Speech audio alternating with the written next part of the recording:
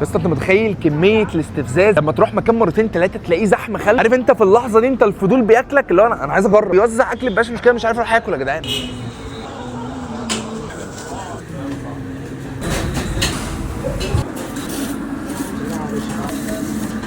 المكان ده اصلا عنده 6 فروع، 6 فروع في اسكندريه، ده الفرع السابع ليه. جبت كشري بالكبده الصراحه. المكان ده اصلا مميز، وبدايته خالص خالص كانت بالكشري. الشطه الاسواني، بص الزيت عامل ازاي اللي فوق يا اسطى، منظرها مرعب.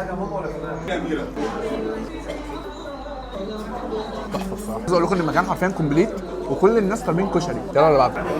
يا معلم في الفطير دي فطيره كيري صدق. عايز اخد حته من ايوه هي دي. يا لهوي على المنظر، بسم الله. هم حاطين معاها كاتشب بس انا مش محتاجه. انا ما بحبش الفطير وش جبنه، بحب الجبنه جوه والفطيره من فوق تبقى محرمشه كده. يلا على الحواوشي ده، واحد حواوشي صدق، حواوشي كبير. حته السمنه دي يا جماعه، بص هو حلو قوي، بس عارف ده لو الخضار قال لي فيه سيكه هيبقى احلى. اسكو قبل ما تبرد. هي على الزحمه حلوه والله، حلوه قوي. عايز اقول لكم على حاجه، انا طلبت فطيره حلو بالقشطه والسلطات والكاستر. تعالى بص يا جماعه المنظر، السلطات قشطه.